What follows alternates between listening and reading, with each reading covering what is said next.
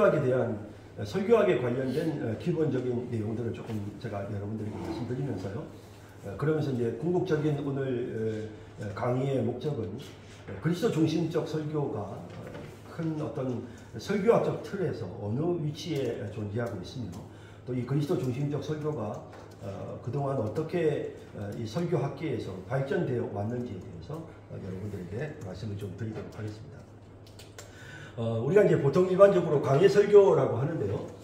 강해 설교에 대해서는 뭐 여러 가지 우리가 뭐 많은 설명들을 할 수 있겠지만 기본적으로 강해 설교는 헤더 라빈슨이 주장한 것처럼 성경 본문을 연구해서요. 본문을 연구합니다. 자, 본문을 연구하는 데 있어서는 세 가지 방법이 있어요. 본문 연구의 첫 번째 방법은 역사적인 연구죠. 그래서 이 본문이 과연 어떤 역사적 상황 속에서 기록되어졌는가라는 거죠. 그 다음에 이제 문법적 연구입니다. 문법적 연구라고 하는 것은 이 단어가 지금 어떻게 쓰여졌는가, 또 이 단어가 여기 이 구절에서 뿐만 아니라 다른 구절에서는 어떤 식으로 사용되어졌고, 이 단어가 그 당시에 그 고대의 헬라 사람들에게서는 어떤 의미로 사용되었는가, 혹은 그 당시에 성경을 제외한 다른 부분에서 이 단어는 어떤 의미를 가졌는가, 뭐 이런 문법적인 연구를 하죠. 설교를 할 때는 성경 본문에 대한 문법적인 연구를 해야 됩니다. 그 다음에 이제 우리가 문학적, 문예적이라는 표현을 쓰는데요. 이 본문이 시편인가, 혹은 이 본문이 어떤 선지서인가, 혹은 내러티브, 이야기인가, 이제 이런 어떤 그 본문이 가지고 있는 어떤 그런 문학적, 장르적 특성이 있습니다. 이제 이런 것들을 이제 연구하는 거죠.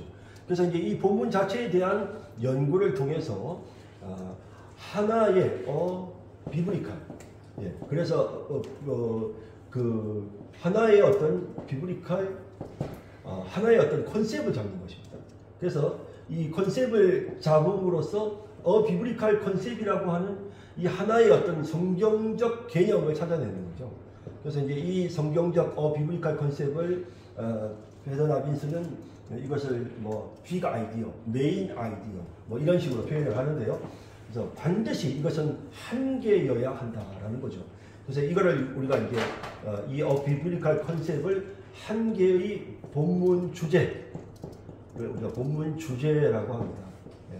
그래서 이 강해석이 헤더 라빈슨가 말하는 성경 본문을 연구해서 그 본문의 역사적, 문법적, 문예적 연구를 통해서 오늘 설교하려고 하는 이 본문이 무엇을 의미하는지에 대한 본문의 주제를 찾아내는 이 과정이, 이게 서기죠.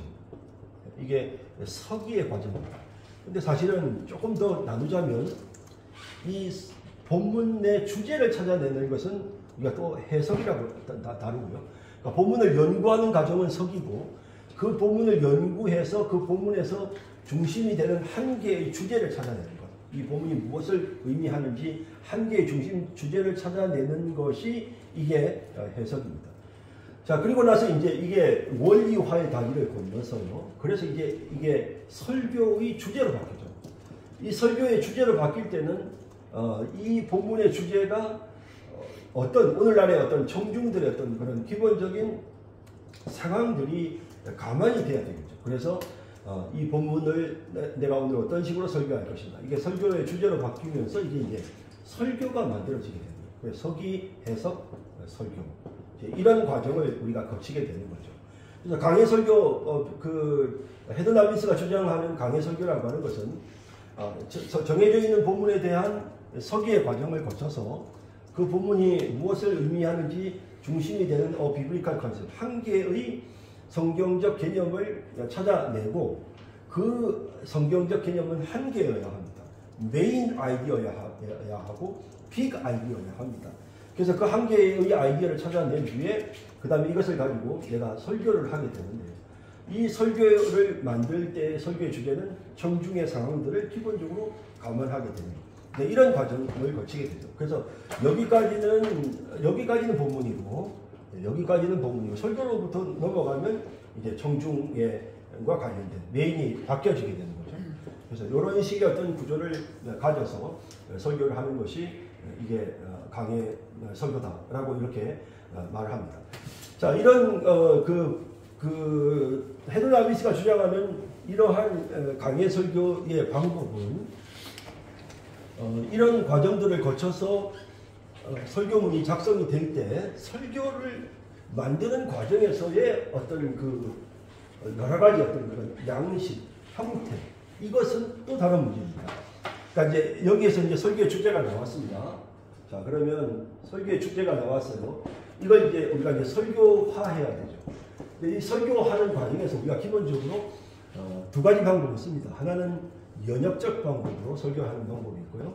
하나는 기납적 방법으로 설교하는 방법이 있습니다.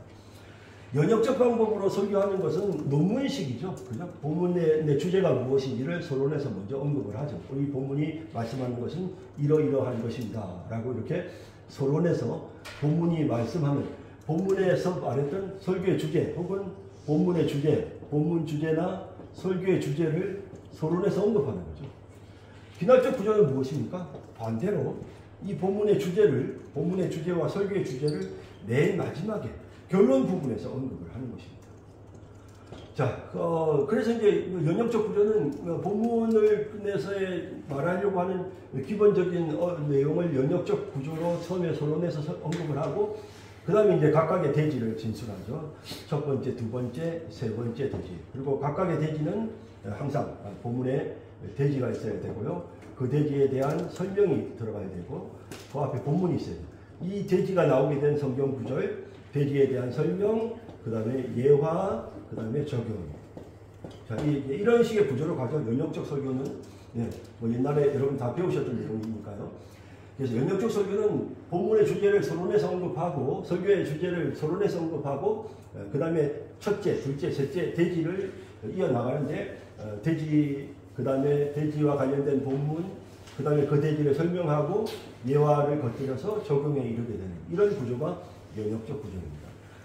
기납적 구조는 이렇게 이제 어떤 사건들, 본문에 등장하고 있는 어떤 그런 사건 혹은 이야기들을 가지고 또 이야기에 대한 설명, 이야기에 대한 설명, 어떤 설명, 이런 식의 이제 기납적 설교 방식으로도 여러 가지 이제 우리가 설교를 할 수 있는 방법이 굉장히 많죠. 그래서 기납적 설교의 형태에 대해서는 뭐 여러 가지 방법들, 저한테 배우신 분들은 기납적 설교 형태들에 대해서 여러 가지 방법들을 배우셨을 테니까 다 아실 거고요. 그래서 그냥 이렇게 해서 이제 설교의 주제가 이런 식으로 이제 설교가 되어집니다. 자, 그런데 이게 제가 헤더 너빈스가 말하는 그리스도 중심적 설교가 어떤 것인지, 헤더 너빈스가 말하는 강의 설교가 어떤 것인지를 지금 제가 여러분들에게 말씀을 드렸는데요.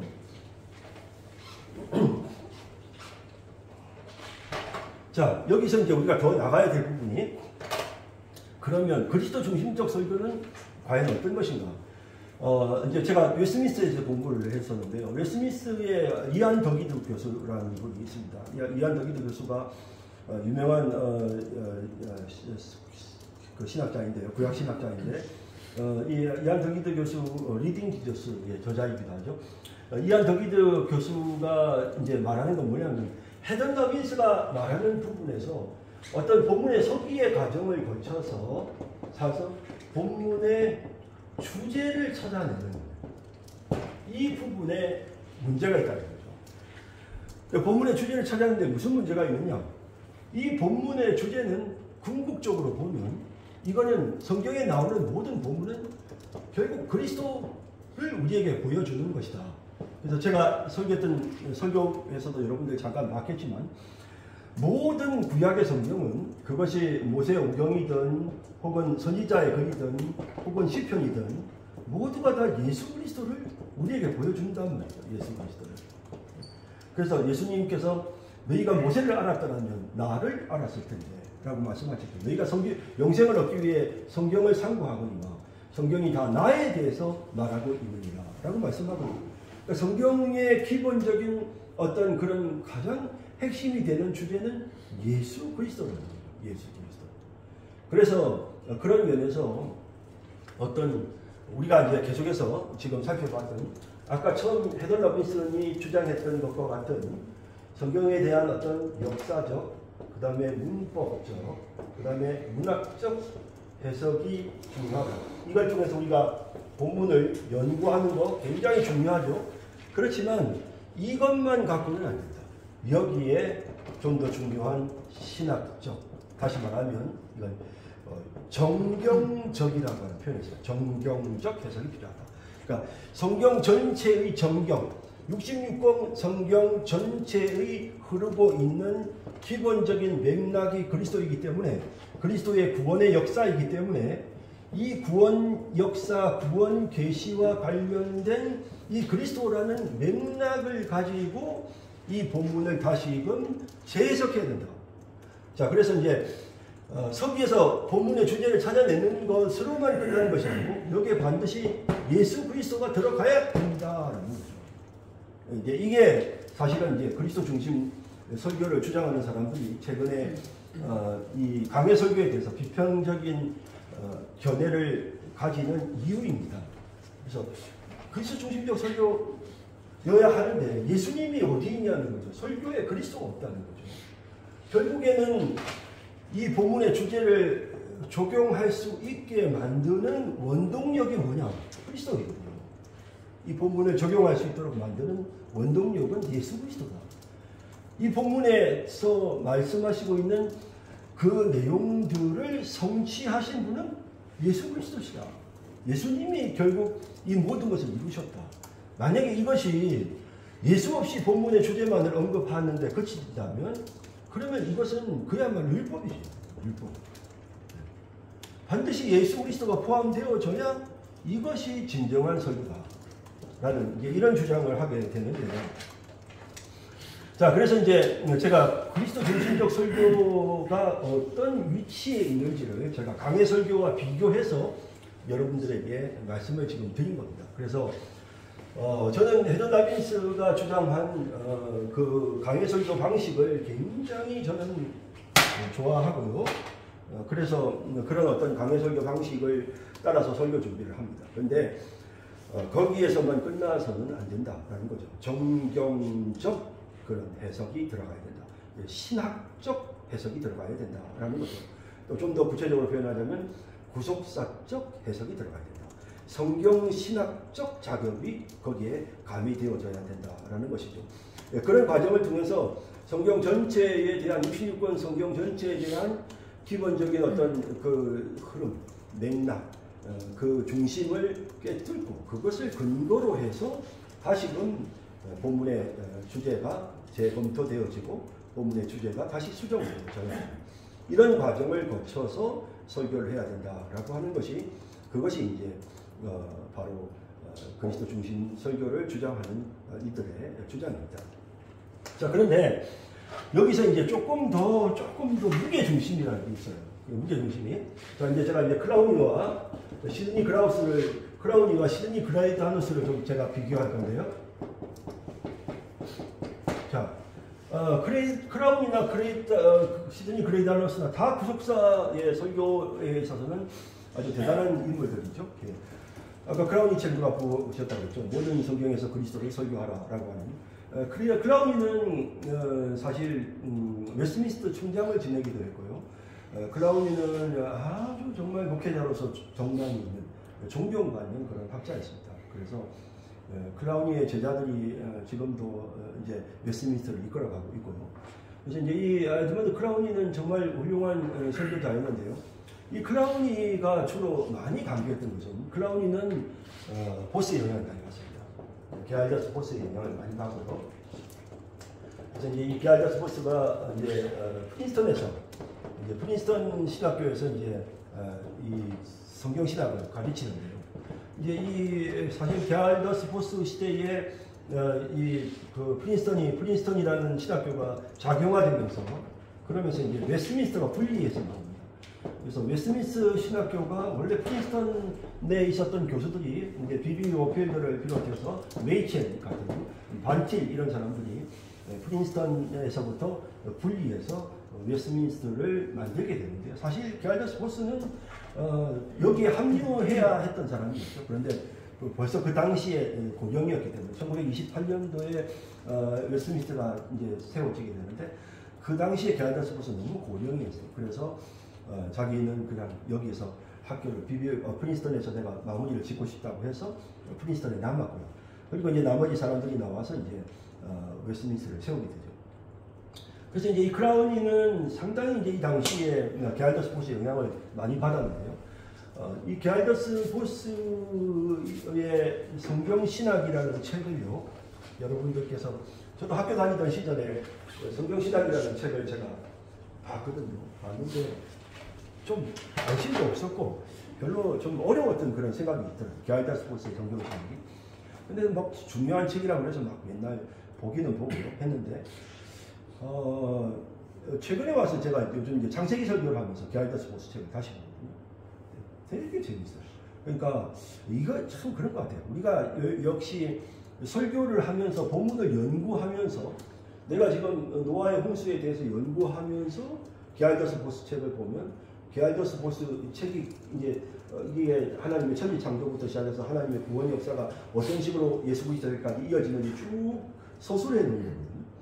그러니까 그 해당되는 본문과 관계된 구절을 보면 너무 정말 새롭고 정말 탁월한 성경에서 그러면서 성경 전반에 흐르는 어떤 그 하나님의 구원 계시 그런 부분에 대해서 상당히 많은 통찰력을 얻게 되죠. 그래서 게알더스 보스 책은 여러분들이 꼭 갖고 쓰시다가 여러분들도 구약의 내러티브를 설교할 때는 그걸 여러분이 한번 보셨으면 좋을 것 같아요. 그래서 진짜 도움이 많이 된다라는 말씀드리고 싶고요.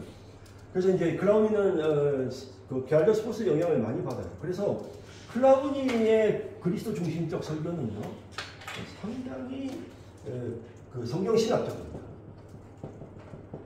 그래서 이 클라우니가 성경신학과 설교라는 책도 쓰게 되는데, 클라우니의 어떤 그리스도 중심적 설교는 상당히 성경신학적입니다.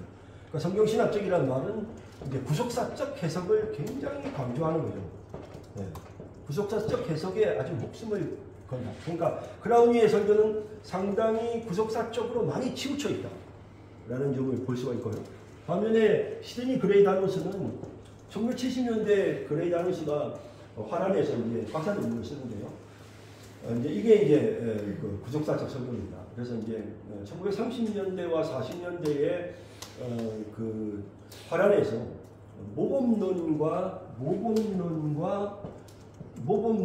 학파와 구속사 학파 간에 큰 대립이 일어납니다. 사실 이제 그 당시에 주류를 이루었던 것이 모범론 학파였거든요. 그래서 모범론 학파의 주장에 대해서 구속사 학파가 굉장히 이제 반발을 하거든요.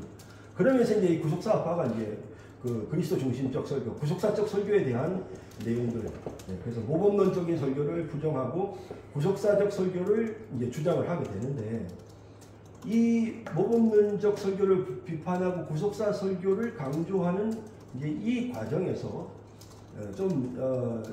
구속사 학파가 좀 너무 극단으로 치우칩니다. 좀 극단적이거든요. 그래서 모범론적인 사람들의 어떤 그런 이론들, 그러니까 성경에서 어떤 인물의 어떤 그런 긍정적인 면, 그리고 우리에게 본보기로 제시된, 성경에도 그런 것이 있지만 이건 너희들에게 본보기가 되어라는 표현이 있잖아요. 그런 것처럼 본이 될 만한 그런 사건들까지도 무조건 구속사적으로만 풀어내려고 하는 그런 구속사학파의 극단적인 이론 때문에 구속사학파가 사실 굉장히 공격을 많이 받아요. 예. 그래서 이제 사실 이것 자체가 구속사학파의 어떤 이런 그 주장이 그렇게 크게 어떤 세력을 형성하지 못하고 끝나는데요. 그레이 다누스가 1970년도에 박사 논문으로 구속사 논쟁을 다시 다루게 되는데요. 이 논쟁을 다시 다루면서 이 그레이 다누스의 논문이 이게 학계에 그냥 큰 반향을 일으킵니다. 그러면서 이제 그리스도 중심적 설교, 구속사적 설교가 한번 이제 막 미국에 큰 바람을 일으키게 되는 그런 기여를 한 사람이 그레이 다누스거든요. 그런 의미에서 그레이 다누스가 상당히 이제 역할이 큰데,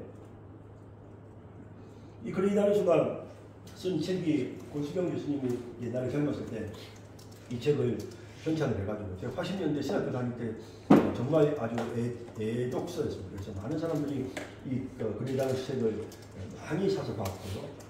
영향을 상당히 많이 끼쳤던 그런 인물입니다. 근데 이제 이 그레이다누스가 제가 지금 클라우디아하고 비교를 하죠. 이렇게 구속사 학파에 관련된 구속사적 설교를 이야기하면서도 그레이다누스조차도 그 구속사 설교에 대해 부정적인 내용들을 많이 내놓습니다. 여러분 변종길 교수님 강의 들어보셨어요? 변종길 교수님이 이런 강의를 많이 하셨었는데요.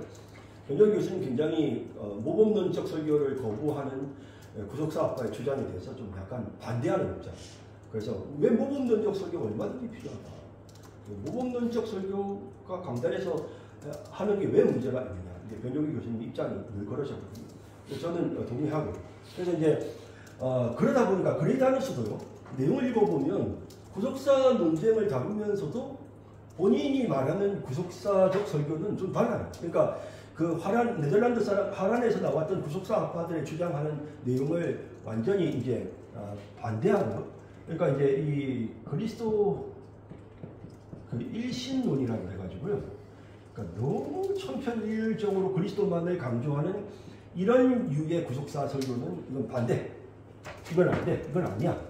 그러면서 이제 그레이다누스가 주장하는 것은 뭐냐면 구속사 설교는 성부, 성자, 성령, 삼위 하나님 중심 설교다. 이런 주장이에요. 삼위 하나님 중심 설교다라고 이렇게 주장을 하거든요. 그래서 결국 삼위 하나님 중심 설교라는 말은 뭐냐면 성경의 저자가 누구냐? 하나님입니다.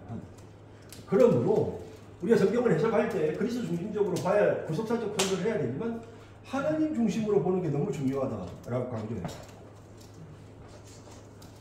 그래서 그레이다누스 설교는 성경신학적 구속사적 해설보다도 오히려 본문 자체의 해석에 우선을 둡니다. 이게 그레이다누스와 크라우니의 차이점이죠. 그러니까 그레이다누스는 본문 해석 자체가 더 중요하다. 왜냐하면 저자가 말하려고 하는 의도가 바로 하나님의 의도다. 그러므로 성부 하나님 중심으로 성경을 봐야 되지 않느냐. 왜 거기 너무 억지로 그리스도를 끼워 부시려고 하느냐. 그래서 너무 억지로 그리스도를 끼워 부시려고 하는 이러한 시도 자체를 그레이다누스는 반대합니다. 그러면서 본문 해석을 강조하면서 그러면서 거기에다가 덧붙여서 그리스도를 적용하죠.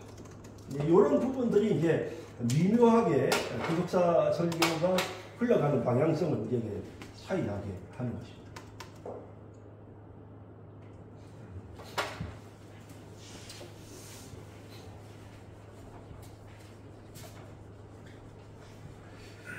그러면서 이제 그레이다누스 제가 책을 여러분들 창세기를 창세기 프리칭 창세기라고 하는 책을 여러분들에게 추천서로 제가 드렸는데 정말 좋은 책입니다.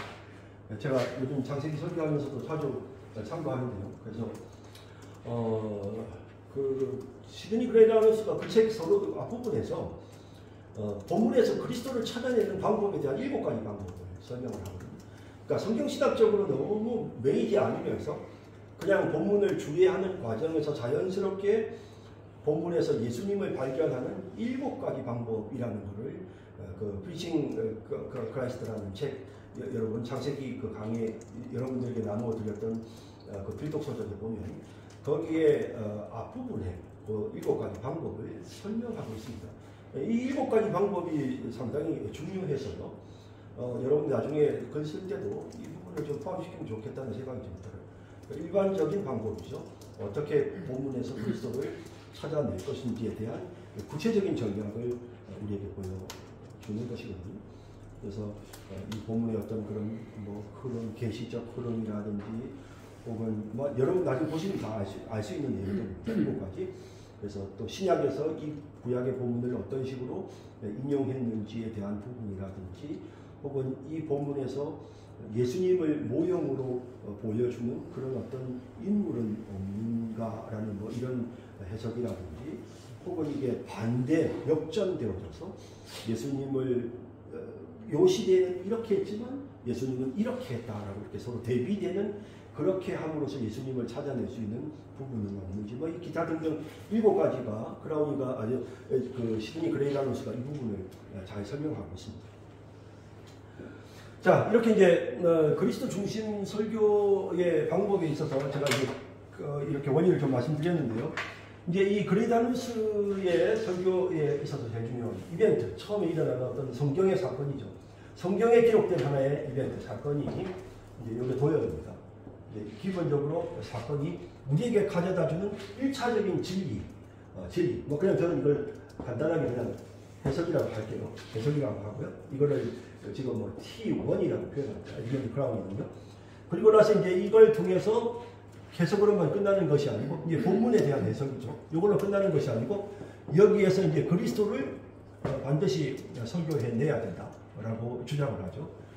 TN이라고 해서요. 그리고 이제 이 그리스도를 찾아내고 그것을 가지고 설교해야 된다. 이 설교라는 말은 여러분이 쉽게 표현하면 적용이라고 생각합니다. 자, 이게 이제 에드먼드 크라우니가 사용한 도표입니다. 그래서 이제 이 도표가 여러분들이 그 쓰실 논문에도 이 도표가 좀 소개가 됐으면 좋겠습니다. 자, 그래서 이제 어떤 이벤트, 사건이 일어났을 때 그 성경에 등장하는 어떤 인물이나 그 사건에 대한 간단한 해석이 있을 수 있죠. 간단한 해석. 그 본문에서 말하는 사람들에 대해 그냥 간단하게 다윗이 뭐 이랬구나.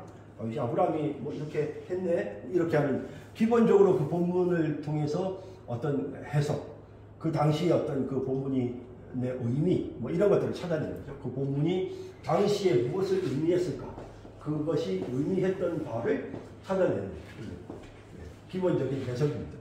자, 이런 해석의 과정들을 거쳐서 그 다음에 이거를 그 본문에서 사용되는 의미를 가지고 이걸 바로 이렇게 이제 설교를 해버리면 이게 이제 모나리즘, 도덕적 설교가 되는 것이죠.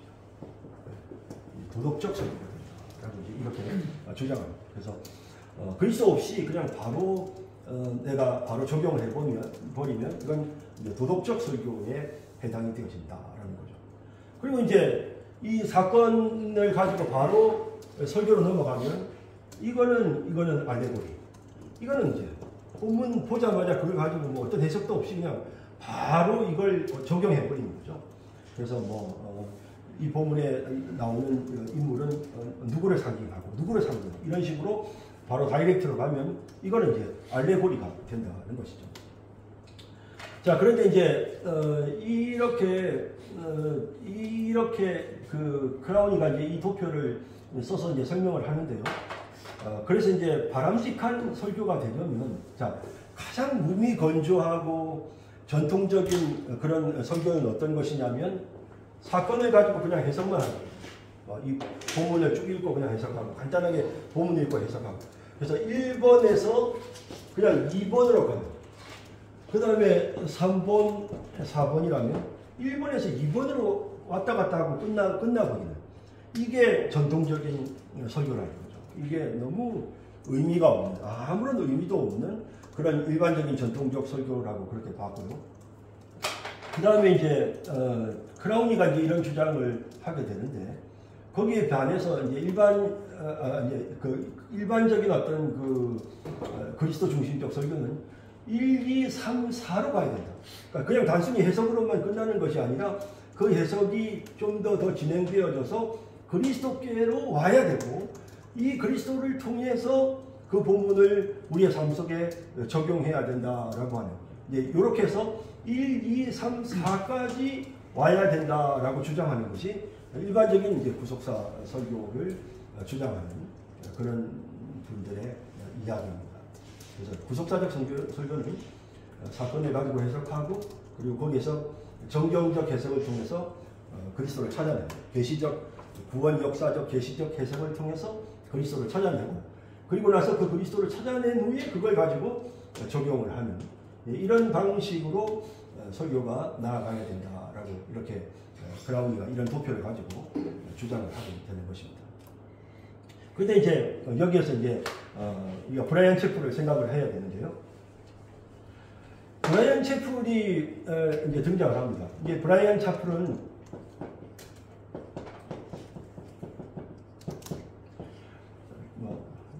차펠이라고.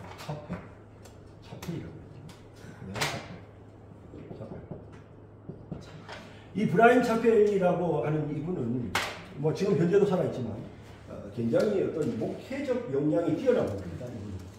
그래서 이제 목사로서 굉장히 뛰어난 분인데, 이 브라이언 차펠이 말하려고 하는 것은 뭐냐면, 우리가 본문에서 그리스도를 찾아내려고 할 때 가장 중요한 것, 그러니까 본문에서 그리스도를 발견해서 설교하는 데 있어서 가장 중요한 것은 뭐냐면 FCF입니다.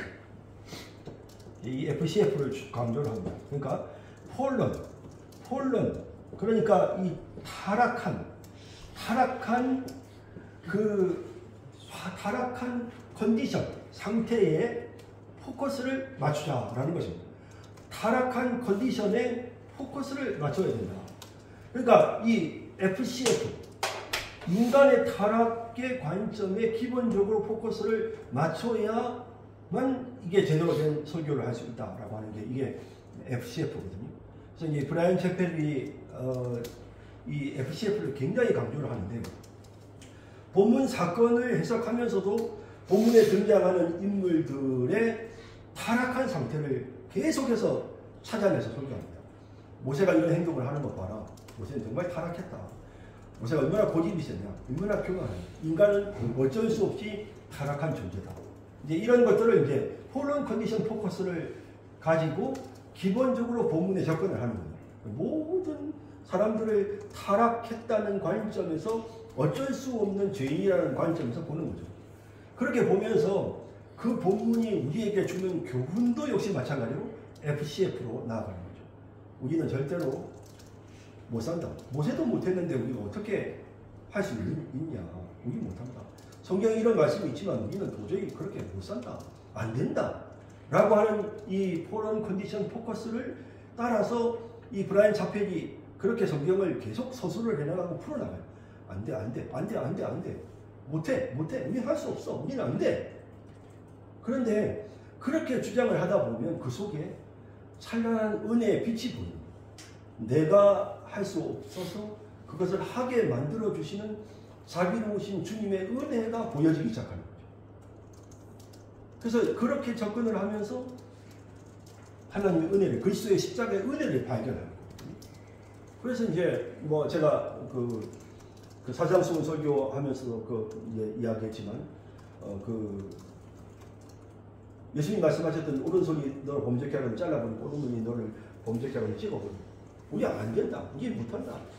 우리 절대 못한다. 그럼 우리 천국 갈 수 있는 천국 못 간다. 당연히. 누구든지 주여 하는 자마다 천국에 들어갈 것이 아니고 하나님이 뜻대로 행하는 자는 천국 들어가게 하셨는데 우리는 안 된다. 기본적으로 불가능하다. 예수님도 우리가 불가능하다는 거 아셨다.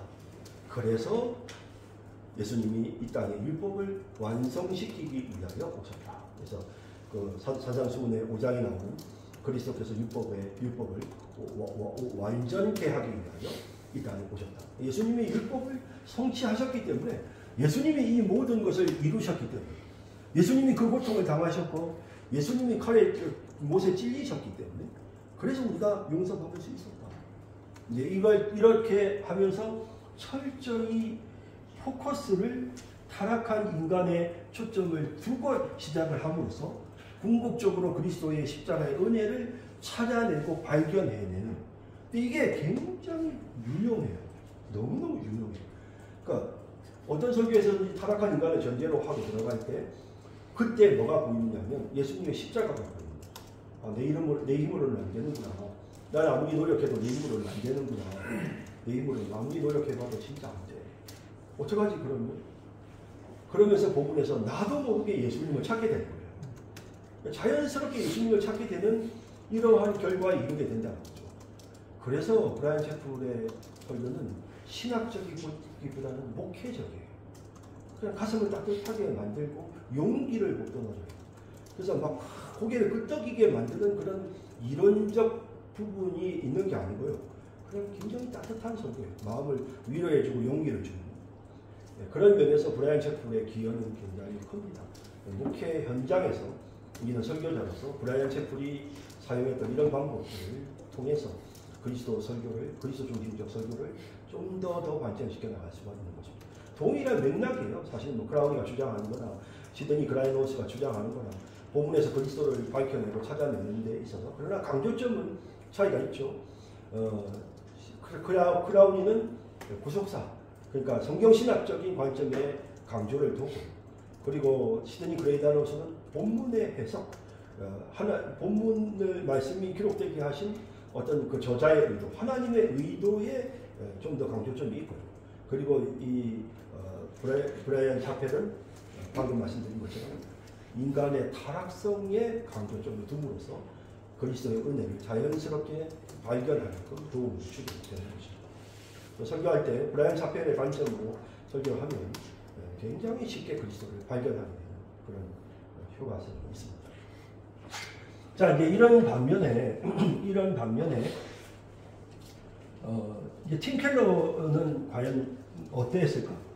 팀 켈러는 과연 어떤 사람이었을까? 팀 켈러는요, 제가 볼 때는 이 모든 걸 다 아우릅니다. 그래서 팀 켈러는 웨스트민스터에서 이제 웨스트민스터에서 박사를 했고, 그리고 이제 웨스트민스터에서 설교학 교수를 합니다. 이제 그러다가 이제 5년 동안 설교학 교수를 하다가 이제 뉴욕의 리트머 맨하탄에 이제 개척을 하게 되는데요. 그래서 이제 이 팀 켈러의 설교를 우리가 이제 관심을 가져야 되는 이유는 뭐냐면, 그리스도 중심 설교가 갖고 있는 가장 큰 약점이 제가 볼 때는 적용이 참 부족해요. 그래서 그리스도의 십자가의 은혜로 우리는 구원받았다. 그래서 뭐 어떻게 해야 되는데, 그래서 뭘 우리가 어떻게 해야 되는데, 이게 없어요. 특히 이제 브라이언 채플 같은 FCF 설교는요, 굉장히 가슴을 따뜻하게 하지만 아무런 결단도 없어요. 그냥 주님이 다 이루어 주셨다. 우리는 십자가의 은혜로 구원받았다. 감격, 눈물, 그게 끝나요. 그러니까 이제 FCF는 그런 부분에서 한계가 있는 거죠. 적용으로 나아가는 거예요. 그래서 이제 예를 들어서 크라우니 같은 경우도 사실 이제 굉장히 그 성경신학적으로 본문을 다시 해석하면서 본문이 말씀하시는 그리스도, 그러니까 이 성경의 전반적인 정경적 맥락에서 본문이 말씀하시는 예수 그리스도를 우리가 찾아내야 된다. 그런데 클라우니의 설교도 보면 찾아내는 데에 의의를 둬요. 클라우니 책을 찾아내는 그 자체에 의미를 두는 거거든요. 그래서 이제 클라우니의 한 가지 예를 들어보면, 최근에 제가 이 클라우니 예를 가지고 만세반석이라는 설교를 했는데요. 이 클라우니가 했던 이 만세반석이라는 설교가 출애굽기 7장에 나오는데요. 이 클라우니의 만세반석 설교는 뭐냐면, 이 이스라엘 백성들이 이제 마실 물이 없어서 모세에게 막 저항하거든요. 그러면서 이제 막 모세를 이렇게 법적으로 소환하는, 그러니까 일종의 어떤 법정에서 이루어지는 재판의 모습을 출애굽기 17장에 보여줍니다. 그런데 이제 그런 과정 중에서 왜 우리를 여기까지 이끌어내서 목말라 죽게 하는데, 우리가 마실 물이 없어서 여기서 죽게 되었다라고 하면서 막 흥분해서 막 이스라엘 백성들이 그렇게 하거든요. 그럴 때 하나님께서 이제 모세에게 명령하셔서, 모세야, 너 이스라엘 백성들 앞을 지나서 오라. 이게 어떤 법정에 출두하는 게 이스라엘 백성들 앞을 지나. 그러면서 이스라엘의 장로들을 이끌고 이스라엘 백성들 앞을 지나서 반석이 있는 곳으로 나갑니다. 그렇게 나간 후에, 그리고 이제 하나님께서 그 증인들이 보는 앞에서 판결을 하게 하죠. 오른손에 모세의 지팡이가 들렸습니다. 이 지팡이를 가지고 모세가 판결을 하는데, 어떻게 하나님의 판결이 어떻게 주어지냐면, 너는 반석을 내리 쳐라 라고 합니다. 그런데 하나님 뭐라고 하시냐면, 너는 내 앞에서, 그리고 내 반석 위에 내가 서리라. 반석 위에 내가 서 있을 테니까, 그러니 나를 향하여 이걸 지팡이를 내리쳐라 라고 합니다. 그래서 그 반석을 내리치는 순간에 거기에서 샘물이 솟아나요. 그래서 이제 크라우니 같은 경우에는 이 본문을 설교하면서 심판받아야 할 이는 사실은 이스라엘 백성들이었지만 하나님께서 대신 그 벌을 받으셨다. 그래서 반석 위에 하나님이 서 계시고, 그리고 모세가 그 반석을 바라보고 하나님 앞에서 반석을 향해서 지팡이를 내리침으로써 하나님께서 심판을 받으시고 하나님이 맞으신, 그리고 그 반석이 깨짐으로써 거기에서 샘물이 솟아나는, 그리하여 그 속에서 생명수를 마시게 되는, 그러면서 이제 예수 그리스도에 관련된, 예수님 그것을 가지고 이제 예수 그리스도에 관련된 부분을 크라운으로 설명을 합니다. 고맙습니다. 그래서 이제 이런 이 크라운의 이런 설교를 보면 우리 굉장히 큰 감동을 주죠. 상당히 큰 감동을 주죠. 정말 예수님께서 정말 우리를 위해서 그렇게 참 고난을 당하셨고, 예수님이 우리를 위해서 우리가 지은 죄에 대해서 원망하고 불평하는 그런 죄에 대해서 뭐든지 시비 걸고 원망하고 불평하는 그런 죄에 대해서 이렇게 하나님이, 예수님이 대신 고통을 당하셨구나라는 그런 감동적인 내용으로 설교가 끝이 나요. 자, 그래서 이제 저는 이 크라운의 이 만세반석 설교는 굉장히 통찰력이 있죠. 본문에 보면 정확하게 하나님께서 내가 반석 위에 너의 앞에 서리니 네가 나를 치라고 되어 있습니다. 그래서 하나님이 지팡이에 맞으시는 게 맞고요. 그래서 이제 이러한 해석은 굉장히 그리스도 중심적인 정경적인 해석이죠. 그런 면에서는 상당히 훌륭하지만, 그래서 우리가 뭘 어떻게 해야 되는지에 대한 게 없는 거예요. 그래서 뭐 우리가 어떻게, 그냥 만세반석 예수님, 우리를 위해 대신 죽어주신 예수님, 그거 끝이 나는 거죠. 그래서 제가 볼 때는 이 그리스도 중심적 설교가 항상 이렇게 참 본문에서 그리스도를 발견해내는 그 모든 노력들은 정말 놀랍고 정말 아름답고 우리에게 가슴을 뜨겁게 만들고 감동적이 되게끔 만들지만, 그래서 뭐 어떻게 해야 되는데 라는 부분에서 약하더라는 거죠. 저는 그런 면에서 지금 말씀드리려고 하는 팀 켈러가 정말 크게 기여를 했다고 생각해요. 팀 켈러의 설교는 우리가 계속해서 앞으로도 연구되어져야 될 부분이 많습니다. 팀 켈러의 어떤 교회에 대한 어떤 그 사역적 그런 마인드도 되게 중요하지만, 그가 가졌던 그 설교는 아주 가치가 저는 크다고 저는 개인적으로 생각을 하고, 사실 이제 제가 이제 웨스트민스터 공부하면서 느낀 거는, 팀 켈러는 약간 그 웨스트민스터에서 볼 때는 약간 이단화 같은, 바나나 같은 존재입니다. 그러니까 왜냐하면 웨스트민스터는 크라운이에요. 그러니까 게알더스 포스와 크라운이의 그런 신학적 사상을 그대로 이해합니다. 그러니까 구속사적 맥락을 굉장히 강조한단 말이에요. 그렇기 때문에 사실 이 학교에서 배웠고 이 학교에서 교수를 지내기도 했던 팀 켈러였지만, 그의 어떤 그런 설교적 취향이나 성격을 약간 자기들의 본류에서는 좀 벗어나는 그런 존재로 인정을 하더라고요. 제가 가서 봤어요. 그래서 내가 팀 켈러가 여기 학교에서 이렇게 중요한 역할을 하는 사람이고, 팀 켈러가 있는 뉴욕에서부터 필라델피아까지 굉장히 거리가 가까워요. 1시간 반이면 가거든요. 그러다 보니까 자주 와요, 팀 켈러가. 그래서 이제 그렇게 많은 도움을 주고 했었는데도 불구하고 팀 켈러가 웨스트민스의 업적이 굉장히 많죠. 그럼에도 불구하고 웨스트민스 교수들이 보여주는 입장은 제가 볼 때는 팀 켈러에 대해서 약간 반항하죠. 그런 생각을 합니다. 그래서 이제 팀 켈러는 한 단계 더 나가죠. 어떻게 이제 팀 켈러가 더 나가냐면, 팀 켈러는 본문이 말하려고 하는 의미를 기본적으로 생각해요. 그러니까 예를 들어서 그러니까 이런 거죠. 헤단 러빈슨이 주장한 것처럼 성경을 기본적으로 성경의 맥락에서 연구하는 거예요. 그래서 그 성경 본문 안에서 역사적, 문법적, 문학적 연구를 하는 거예요. 그리고 그렇게 해서 그 문학적, 문법적 연구를 통해서 발견된 성경의 비블리컬 컨셉을, 메인 아이디어를 바로 적용으로 옮겨요. 이러면 이거는 그냥 일반적인 강의 설교예요. 일반적인 강의 설교가 보면 본문에 대한 어떤 해석을 통해서 주해를 통해서 비블리컬 컨셉을 찾아내고 그 비블리컬 컨셉을 가지고 바로 이렇게 적용을 한단 말이에요. 적용을 하면 이건 그냥 일반적인 강의 설교잖아요. 똑같잖아요. 그런데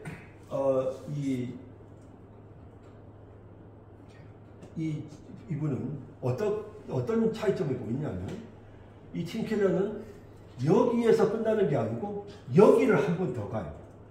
그러니까 본문이 우리에게 주는 교훈을 말하고 난 다음에 팀 켈러가 브라이언 차페일처럼 우리가 사는 오늘날의 문화 속에서 본문이 이렇게 말씀하시는 대로 우리가 지금 살고 있는가?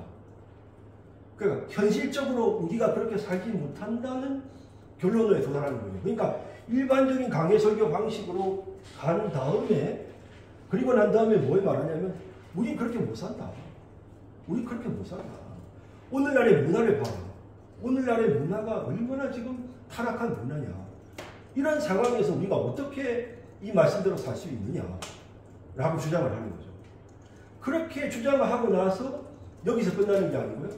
그리스도에게로 가는 거예요. 그렇다면 예수님은 이 문제를 어떻게 극복했는가? 예수님은 과연 이 문제를 극복하기 위해서 어떤 일을 하셨는가라고 하면서 초점을 그리스도에게로 가져가죠.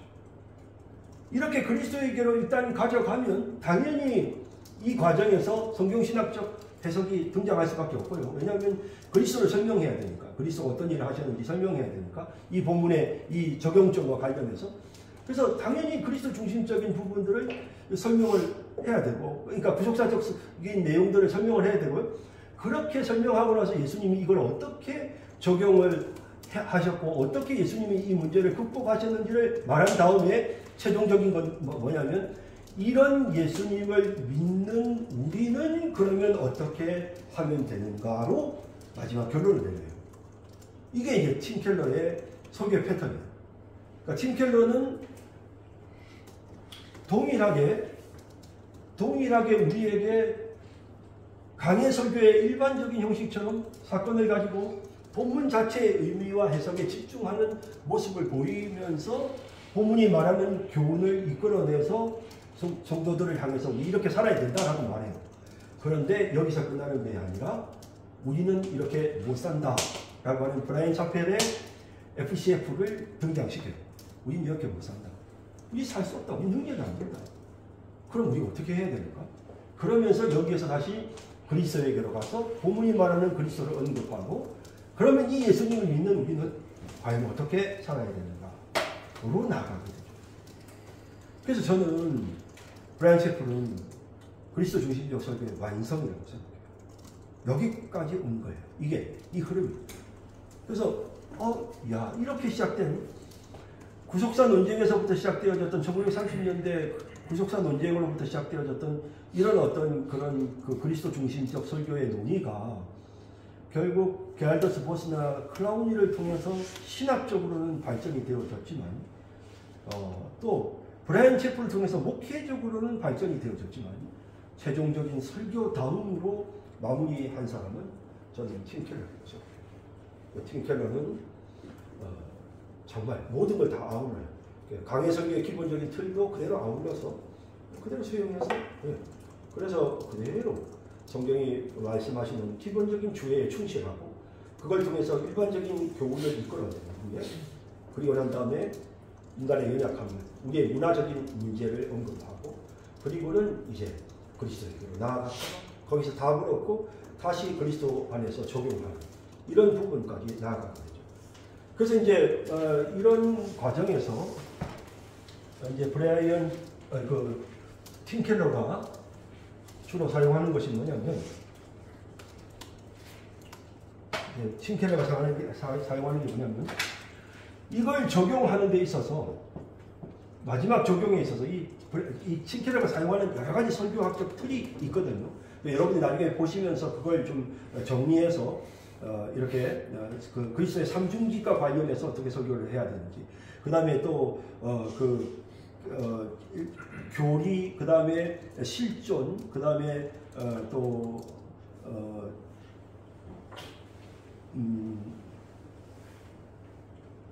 교리와 실존과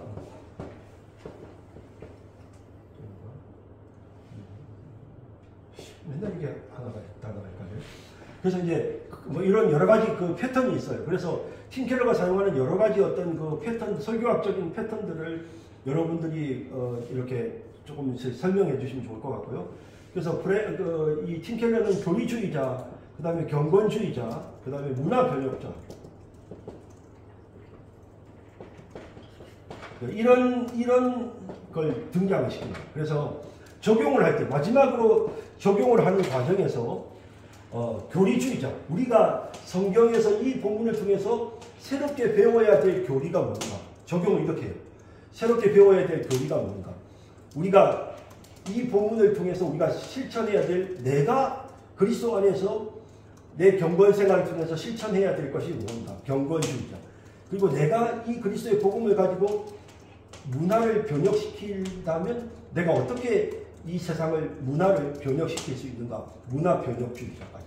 그래서 이렇게 세 사람을 반드시 설교의 적용 부분에 등장을 시켜서 이 설교가 굉장히 구체적인 내용을 담아낼 수 있게, 그래서 설교가 이렇게 산만하지 않고 정확하게, 그래서 내가 깨닫고 지식으로 이해해야 되는 적용, 그리고 내가 나의 삶 속에 실천해야 되는 적용, 그리고 적극적으로 내가 세상의 문화를 변화시키도록 하기 위해서 해야 될 적용, 이런 관점들을 다 동원하면서 매우 구체적인 어떤 이런 방법으로 적용을 시도를 하게 되는 것이죠.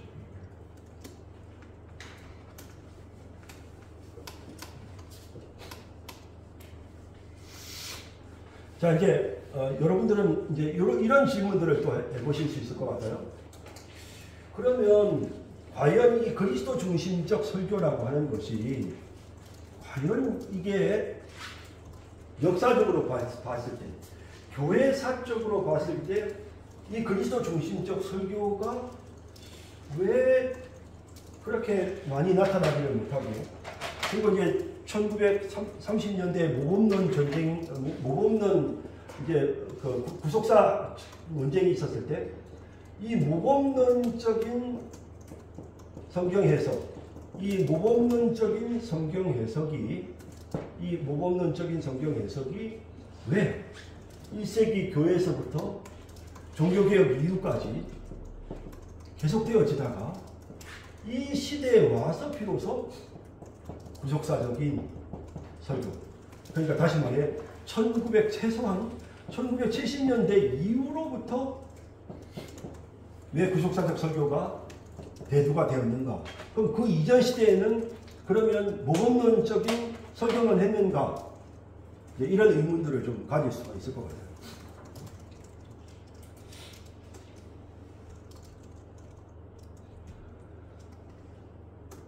사실 모범론적인 설교는 제가 볼 때는 논리학의 발달, 그러니까 그 종교개혁 당시에 사실 이제 르네상스가 오면서 아리스토텔레스가 주장했던 어떤 그 수사학 중에 논리학이라는 게 있어요. 이 논리학이라고 하는 게 굉장히 연역적 구조를 갖고 있거든요. 그래서 이런 연역적 구조는 어떤 교훈이나 모범 같은 것들을 주로 강조하기 때문에 저는 이런 어떤 그 중세의 어떤 이런 그 논리학이 모범론적 성경 해석을 만드는 그런 1차적인 어떤 그런 결과에 도달했을 것 같다. 이렇게 잘라서 탁탁 단계적으로 자르는 이런 부분들로 해서 첫째, 아브라함에게 주는 교훈은 이거, 우리가 배워야 될 두 번째 거는 이거, 아브라함을 통해서 또 배워야 될 것 셋째, 이런 식으로 하다 보니까 사실은 이런 어떤 중세의 어떤 이런 논리학이 모범론적 성경 해석을 양상하지 않았겠는가라고 저는 개인적으로 그냥 제가 생각해요. 어디 논문에서 제가 그런 글을 읽어보지는 못했는데 제 생각은 그렇고요. 그렇다면 이것이 모범론적 성경 해석이 교회의 흐름이었는가? 전혀 아니라는 거죠. 왜 제가 전혀 아니라고 말하냐면, 제가 지금 히브리서에서 나타나는 구속사적 그리스도 중심적 설교에 대해서 제가 글을 써서 여러분들에게 보여드렸는데요. 히브리서를 보면 구약을 인용을 해요. 그리고 정말 구약을 그리스도 중심으로 해석합니다. 네. 그리스도 중심으로 해석하는데 제가 볼 때는 지나칠 정도로 그리스도 중심적으로 해석해요. 그러니까 신약 성경의 저자들이요, 구약의 사건들을 예수님을 가지고 설명하는 부분들을 보면 굉장히 지나칠 정도로 그리스도 중심적이에요. 우리가 그냥 합리적으로 상식적으로 이해하기 어려울 정도로 상당히 그리스도 중심적으로 해석을 해 나가요. 저는 이게 벌써 초대교회 전통이었다고 생각해요. 그래서 제가 관심을 가졌던 게 뭐냐면요, 교부시대 성경 해석. 창세기와 요즘 설교를 하는데 창세기 관련한 책들 중에 교부시대의 그 교부들이 주장했던 창세기와 관련된 내용들을 모아놓은 책이 있어요. 그러니까 제가 그 책을 읽으면서 내가 느꼈던 건 뭐냐면 엄청날 정도로 그리스도 중심적이에요. 모든 창세기의 구절에서 그리스도를 설명해내려고 해요. 굉장히 지나칠 정도. 그러니까 심지어는 이런 것도 나와요. 노아가 이제 술 취하잖아요. 노아가 술 취해 있는 이런 부분들을 가지고 그것을 그리스도께서 성령이 임재하시는 것으로 해석하는 그런 교부도 있어요. 그러니까 이 말은 무슨 말이냐면 그만큼 그리스도 중심적 설교가 초대교회의 전통이었다는 사실을 보여준다는 거죠. 자, 이렇게 초대교회 중심이었던 이 그리스도 중심적 설교, 제가 볼 때 이 설교가 너무나도 그리스도 중심적으로 간 나머지 오리겐에게 와서 이게 지나칠 정도로 알레고리가 돼요. 그러니까 이게 극단으로 와버린 거죠. 그러니까 예수님을 연결시키는 과정이 너무 지나쳐져서 오리겐에 와서는 완전히 알레고리로 빠져버린 거죠. 그리고 중세가 시작되면서 제가 볼 때는 중세 시대부터는 성경에 대한 관심이 없었고 그냥 논리학의 영향으로 알레고리로 빠져버린 성경 그 해석을 더 이상 받아들이지 않고 거부하는 그런 어떤 양상, 그런 흐름으로 가게 되었던 것 같아요. 그래서 사실 이 시대에 1세기부터 시작해서 이 구속사 논쟁이 등장하고 있는 여기까지, 그러면 성경 해석은 왜 이렇게 모범론적인 천편일률 모범론적인 해석으로 가게 되었는가를 볼 때 제가 생각하는 것은 최소한 1세기 교회의 성경 해석학은 정말 그리스도 중심적이었다. 이게 심지어 알레고리로 갈 정도로 그리스도 중심적이었다. 철저한 그리스도 중심적인 설교 형식을 가졌었다라는 걸 보여주고요. 이제 우리가 다시 이런 오늘날에 접어들어서 다시 한번 이제 구속사적 그리스도 중심적 설교를 우리가 회복해야 되는 그런 시대를 맞이하는 것입니다. 저는 이제 그리스도 중심 설교를 요즘 이제 계속해서 하면서 느끼는 건 뭐냐면, 일단 그리스도 중심 설교를 하니까 교인들이 되게 좋아해요. 나는 그게 이제 우리 교인들에게 좀 너무 어렵지 않나라는 생각을 했는데요. 그렇지 않았어요. 왜냐하면 윤리적인 설교는 되게 답답해요. 이렇게 사세요. 왜 이렇게 못 삽니까, 여러분? 이렇게 살아야 돼요. 하나님 앞에 복받으려면. 이렇게 말하는 설교는 마음을 무겁게 해요. 하지만 예수님께서 우리를 위해서 이루어 주셨습니다. 예수님의 십자가의 은혜를 언급하면 사람들이 마음의 위로를 받아요. 저는 그리스도 중심적 설교를 하면서 성도들이 되게 많이 성장하고 은혜를 받는다라는, 저는 개인적으로 그런 생각을 많이 해요. 그리고 이상하게 그리스도 중심적 설교는요, 하면 마음이 뜨거워져요. 막 예수님 이야기를 할 때는 막 마음이 뜨거워져요. 그리고 날마다 예수님 이야기만 하면 좀 너무 설교가 천편일률적이지 않습니까? 라는 생각도 드는데 아니에요. 그렇지 않아요. 정말 다양해요. 종교의 다양성은 팀 켈러를 통해서도 배우니까. 그런 면에서 우리들의 설교의 방향성이 앞으로 이렇게 나가야 된다라고 그렇게 저는 생각이 듭니다.